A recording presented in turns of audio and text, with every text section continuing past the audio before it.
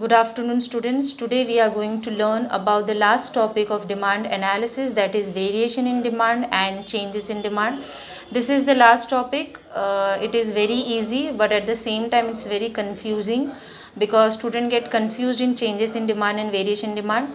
So while learning, pay proper attention and go through the lecture. After completing the lecture, I'll be giving the notes, discussing the answers. So let us start with the changes in demand and variation in demand. So let us start with the last topic of today's chapter, that is demand analysis. Okay, it's a very easy topic actually, but the thing is that students get confused while going through it because both the topics have similarity, and whenever there is a similarity there are the chances of confusion. And student in the board exam, whenever we are checking the paper, I've noticed one thing, that student gets confused in changes and variation. So before starting, we'll be seeing a quick review of what we have learned by far. Okay, so let us start what we have learned. So first we have learned about the meaning of demand. Okay, in meaning of demand we have learned that demand merely doesn't means a desire. Okay, but demand means desire, ability and willingness. Okay, so we have learned this, and we have also learned that there are two it is in relative concept, is related to price and time. Price, okay, we have learned about the price in the meaning and intro. Then we have learned about the different types of demand. So there are different types of demand that we have learned about. Different types of demand like joint demand, composite demand, direct demand, indirect demand, etc, etc. Okay, then we have learned about the determinants of demand. Okay, determinants मतलब price is affecting the demand. We know कि price तो affect करता है, लेकिन बहुत सारे ऐसे factors है जो डिमांड को अफेक्ट करता है, like population. Okay, then there was an income, many factors where they have to remember. Okay, then there was a अपना composite demand, complementary demand, then there was in taste, habit, preference, etc. So there were many determinants we have learned. Okay, then we have learned about the law of demand. Law of demand was given by an Alfred Marshall, and he has taken this law was given to study a consumer behavior, about how the consumer behaves or reacts in accordance to the price, and he changes his demand. Okay, law basically हम consumer behavior को पढ़ने के लिए, जो भी law रहता है, कहीं पे कंज्यूमर पढ़ेंगे, कहीं पे प्रोड्यूसर पढ़ेंगे, तो लॉ हमको बताता है कि ये लॉ में हम ये पढ़ रहे थे कि कंज्यूमर कैसे प्राइस के अकॉर्डिंग्स में अपने डिमांड को चेंज करता है. एंड प्राइस जो कि एक बहुत इंपॉर्टेंट फैक्टर है, इसलिए अल्फ्रेड मार्शल ने प्राइस को लिया था एंड अदर फैक्टर्स को क्या कर दिया था, कांस्टेंट कर दिया था. So we have learned about the law of demand. Okay, then we have learned about the what you will say law of demand we have learned. Then now sorry, in this lecture we are going to learn about the variation and changes in demand. Okay, variation in demand and changes in demand, both are very easy. See, we know that demand is affected either by price or by other factor. So variation and changes is also all about the price और other factor. Only we have to remember कि variation किसकी वजह से होता है और changes किसकी वजह से होता है. So let us see with the variation in demand and then will seeing the changes in demand. Okay, अभी वेरिएशन मतलब वेरी करना. ओके, वेरिएशन मतलब वेरी करना, मतलब कम, ज़्यादा, राइज, फॉल, ऐसे. एंड चेंजेस मतलब बढ़ना या कम, इंक्रीज या डिक्रीज. ओके, यहाँ पे राइज फॉल आपको याद रखना है, यहाँ पे इंक्रीज और डिक्रीज. तो वेरी जो होता है डिमांड में, जो वेरिएशन आता है वो किसके वजह से आता है, प्राइस के वजह से. किसके वजह से आता है, प्राइस के वजह से.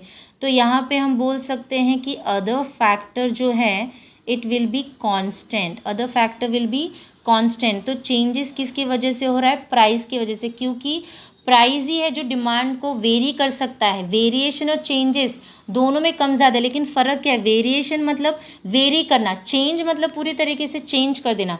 तो प्राइस वेरी करता है, मतलब हमारे डिमांड को आइदर राइज करता है और फॉल करता है. तो राइज होगा या फॉल होगा, किसके वजह से, प्राइस के वजह से. तो अदर फैक्टर क्या रहेगा, कांस्टेंट रहेगा. तो अगर ऐसे भी याद रखना है तो V is equal to P. Variation is just because of price, so other factor remains the constant. Okay, I'll have to remember like this way. In variation, okay, in variation there are two types of variation. The first is expansion, the second is contraction. Expansion and contraction. Expansion मतलब demand expand होता है. You can say expand means it's expanding, contraction it's contracting, expanding contracting. Like this way you have to remember. Expand होना, contract होना. Expand मतलब बढ़ना, contract होना, contracting मतलब कम होना. ओके, तो expansion means it is rising and contraction means it is falling. क्या rise and fall हो रहा है? डिमांड. क्या राइज एंड फॉल हो रहा है? डिमांड. किसके वजह से? प्राइस के वजह से. Okay, so you have to remember like this way. Then changes in demand. Changes in demand में it's the term is very simple, like increase और डिक्रीज. समझ के लेना है कि वेरी करना तो वो प्राइस की वजह से वेरी होगा, लेकिन चेंज जो होगा डिमांड ही पूरी तरीके से चेंज होगा, वो हमेशा अदर फैक्टर की वजह से होगा. ओके, हमेशा अदर फैक्टर. तो यहाँ पे प्राइस कांस्टेंट रहेगा, याद रखना. अदर, क्योंकि चेंज हो गया डिमांड, तो वो प्राइस की वजह से आप डिमांड को चेंज नहीं कर सकते. आप डिमांड को राइज या फॉल कर सकते हैं, लेकिन पूरी तरीके से चेंजेस किसके वजह से होगा? Other factor. जैसे मेरा इनकम बढ़ गया, ओके, मैं कोई प्रोडक्ट खरीदती थी 20 रुपये वाली, वो 20 रुपये वाली प्रोडक्ट को छोड़ दूंगी, मैं चेंज कर दूंगी. अब मैं 40 रुपये वाली प्रोडक्ट, मतलब मैंने मेरे डिमांड को क्या कर दिया? चेंज कर दिया. किसकी वजह से? अदर फैक्टर की वजह से. ओके, अब इसमें इंक्रीज होगा और डिक्रीज होगा.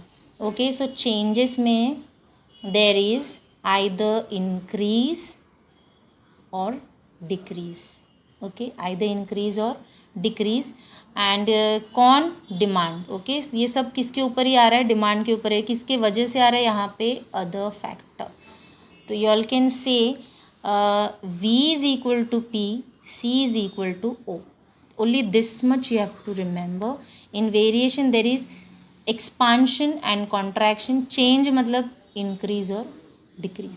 Okay, so let us start.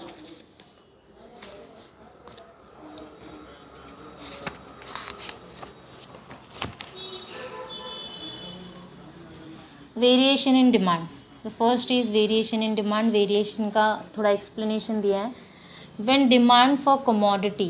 अब ये डिमांड है, ये तो पता है किसके लिए होती है? कमोडिटी के लिए. So when demand for commodity falls और राइज. क्या होता है? फॉल होता है या राइज होता है due to change in price. किसके वजह से? प्राइस के वजह से. कौन? डिमांड. कैसा होगा? फॉल होगा या राइज होगा.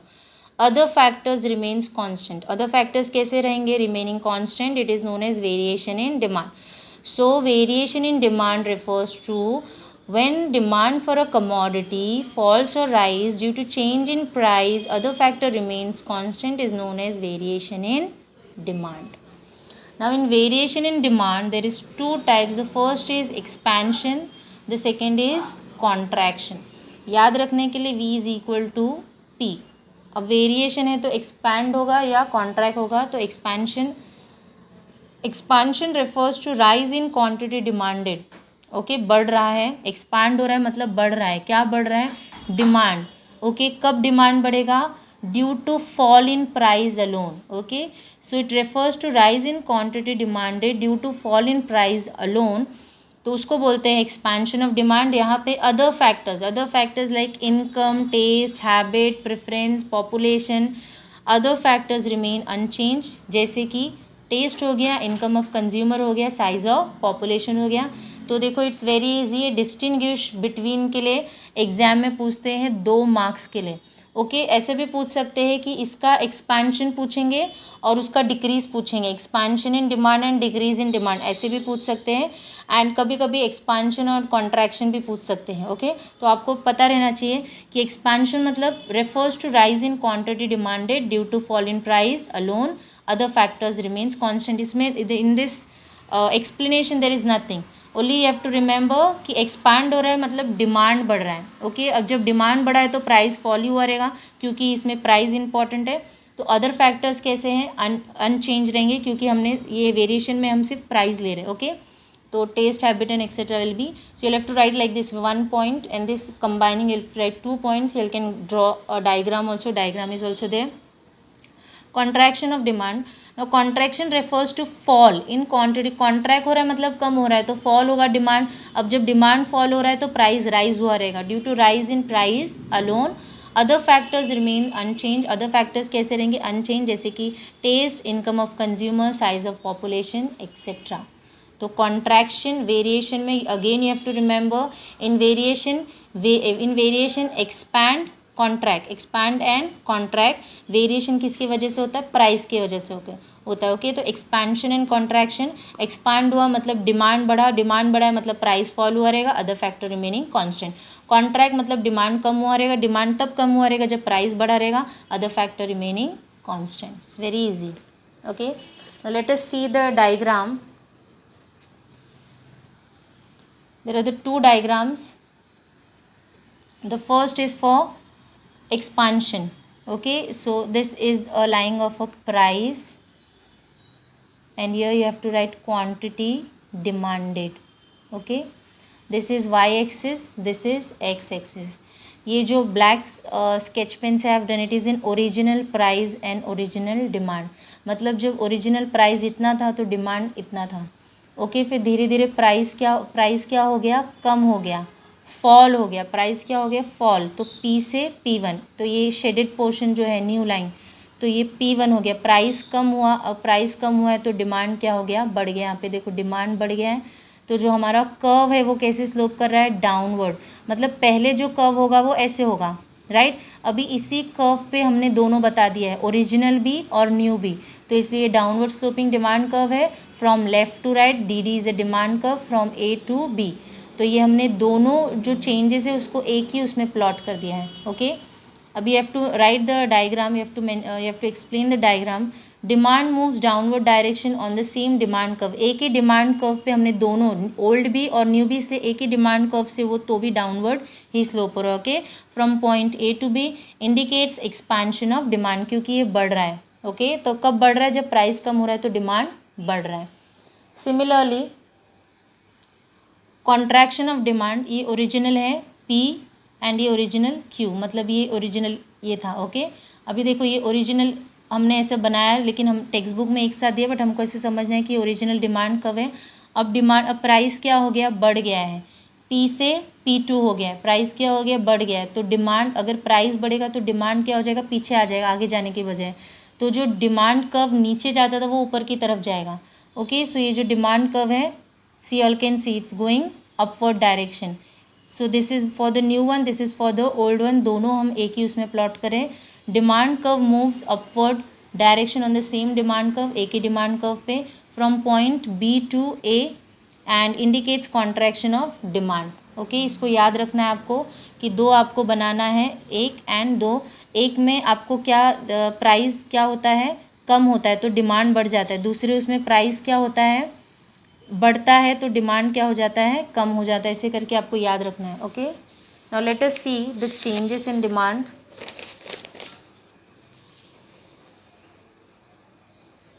Both are same. In changes you have to take other factor, in variation you have to take price. Changes किसकी वजह से? other factors की वजह से. So changes in demand, when demand for commodity increases or decreases, या तो बढ़ता है या तो कम होता है due to change in other factor. तो यहाँ पे बढ़ने और कम होने की वजह से क्या होता है? डिमांड में चेंजेस आ जाता है. इंक्रीजेज और डिक्रीजेज, आपका इनकम बढ़ रहा है, ओके, तो आप अपनी डिमांड को इंक्रीज कर दोगे. तो जब आप अपनी डिमांड को इंक्रीज करके कोई और कमोडिटी, तो डिमांड क्या हो जाएगी? चेंज हो जाएगी. So when demand for commodity increases और decreases due to change in other factor, price remains the constant. It's very easy and simple, you have to write कि when demand for commodity increases decreases due to change in other factors के जो changes होते हैं वो favourable भी हो सकते हैं, अनफेवरेबल. जैसे वेरिएशन में एक जगह प्राइस बढ़ा था, एक जगह पे प्राइस कम हुआ था, तो यहाँ पे भी ऐसा है, फेवरेबल और अनफेवरेबल. अगर फेवरेबल चेंजेस होता है तो डिमांड बढ़ता है, अनफेवरेबल चेंजेस होएगा तो कम हो जाएगा. से फॉर एग्जांपल उसका इनकम बढ़ने की जगह कम हो गया तो वो डिमांड क्या कर देगा? कम कर देगा. सो C is equal to O. Changes में अगर आप चेंजेस याद रखोगे, इंक्रीज डिक्रीज, तो आपको वेरिएशन अपने आप याद रह जाएगा, expansion and contraction. So now let us see increase. Okay, rise in quantity demanded. Quantity demand क्या हो रहा है? राइज हो रहा है. Sorry, increase will come. हाँ,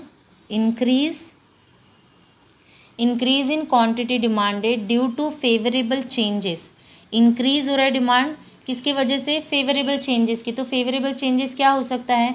किसी कंज्यूमर का इनकम बढ़ा हो, क्लाइमेटिक कंडीशन अच्छा है, ऐसे जब चेंजेस आते हैं तो उसको इंक्रीज बोलते हैं। टेस्ट हैबिट बदल रहा हो लेकिन पॉजिटिवली फेवरेबल, तो उसको बोलते हैं फेवरेबल चेंजेस।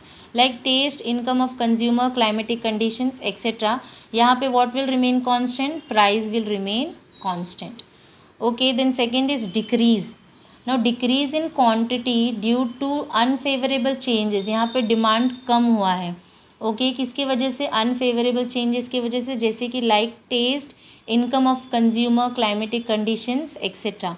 तो ये सारे फैक्टर्स की वजह से जो डिमांड है वो क्या हो गया है? कम हो गया है, डिक्रीज हो गया है। तो जब डिक्रीज होता है तो हमको क्या करना रहता है? जो हमारा कर्व होता है वो कैसे जाएगा? पीछे की तरफ जाएगा। Will be seeing in the diagram.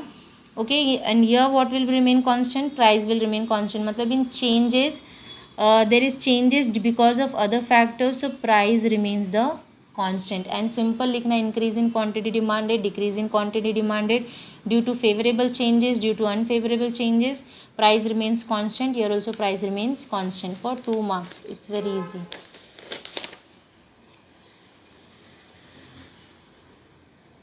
See, this diagram is easy as compared to expansion and contraction. Here यहाँ पे देखो प्राइस में चेंजेस नहीं दिया है, मतलब सिर्फ डिमांड चेंज हो रहा है। तो प्राइस में चेंजेस क्यों नहीं है? क्योंकि प्राइस क्या है? कांस्टेंट है।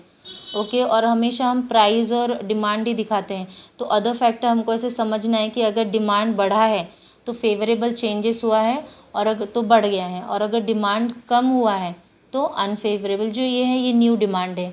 और यहाँ पे प्राइस को कुछ भी नहीं करना है आपको, क्योंकि प्राइस हमने क्या बोला है? कांस्टेंट है। तो चेंजेस किसके वजह से हुआ है? Other factor.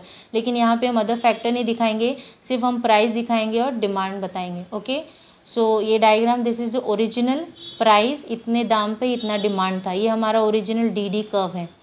ओके, ये ओरिजिनल डी कर्व है। अभी यहाँ पे अदर फैक्टर में फेवरेबल चेंजेस हुआ है। फेवरेबल चेंजेस मतलब बढ़ा। ओके, तो जब बढ़ता है तो यहाँ पे हमको दिखाना है Q से Q1 हो गया क्योंकि बढ़ गया है। तो ये अभी हमारा नया डिमांड कर्व हो गया D1। ओके, तो यहाँ पे इंक्रीज हुआ है, क्यों? फेवरेबल चेंजेस है। प्राइस कांस्टेंट ही दिखाना है, हमको सिर्फ डिमांड को चेंजेस करना है। Okay, so demand curve shifts to the right hand side of the original demand curve. Demand curve क्या हो रहा है? शिफ्ट हो रहा है right hand side. You can see आगे की तरफ जा रहा है क्योंकि डिमांड बढ़ रहा है। किसके वजह से बढ़ रहा है? फेवरेबल। यहाँ पे प्राइस को क्या दिखाना है? कांस्टेंट दिखाना है, सिर्फ डिमांड में चेंजेस दिखाना है। तो प्राइस डिमांड बढ़ रहा है इसलिए वो आगे की तरफ बढ़ रहा है। And from DD to D1, ये DD से D1। अभी यहाँ पे भी प्राइस कांस्टेंट ही दिखाना है क्योंकि यहाँ पे भी अदर फैक्टर्स। लेकिन क्या हो गया? डिमांड पहले ज़्यादा था, अभी डिमांड कम हो गया, मतलब डिमांड डिक्रीज हुए से अनफेवरेबल चेंजेस कुछ हुआ रहेगा। तो अनफेवरेबल चेंजेस होता है तो डिमांड बढ़ने की जगह क्या हो जाता है? पीछे आ जाता है, मतलब बैकवर्ड में चला जाएगा। Okay, so demand curve shifts to the left hand side of the original demand curve from DD to D2। So you can see DD से D2 मतलब it has been shift from the backward side. So both the diagram you have to remember, एक आगे बढ़ेगा एक पीछे बढ़ेगा। Increase और decrease में प्राइस कांस्टेंट दिखाना है, प्राइस कांस्टेंट दिखाना है, ये बहुत ही ईजी है। एंड आपको लिखना क्या है कि चेंजेस जब इंक्रीज हो रहा है तो डिमांड बढ़ रहा है, क्यों बढ़ रहा है? क्योंकि फेवरेबल चेंजेस हैं। डिक्रीज हो रहा है तो डिमांड डिक्रीज हो रहा है, क्यों? अनफेवरेबल चेंजेस है। आपको ये डायग्राम बनाना है। In the board exam the question is asked for 2 marks, same in variation also. Expansion and contraction, expand होगा एंड कॉन्ट्रैक्ट होगा। एक्सपैंड मतलब बढ़ा प्राइस की वजह से, डिमांड बढ़ा मतलब प्राइस कम हुआ होगा। एंड कॉन्ट्रैक्शन मतलब व्हाट एल्स से प्राइस ये प्राइस बढ़ा होगा इसलिए डिमांड कम हो गया, कॉन्ट्रैक्ट हो गया होगा। Okay, so we have done with the today's last lecture. In the next lecture we'll be starting with elasticity of demand, which is also very important chapter. Okay, elasticity of demand. अभी तक हम demand के बारे में पढ़ रहे थे. Next lecture में हम इलास्टिसिटी ऑफ डिमांड के बारे में पढ़ने वाले हैं. Answers I will be marking and I will be sending in the group. Objectives and question answer also I am writing the page number. आप एक बार गो थ्रू कर लीजिए. Okay, if you all have any doubt you all can ask me. Thank you for today's lecture.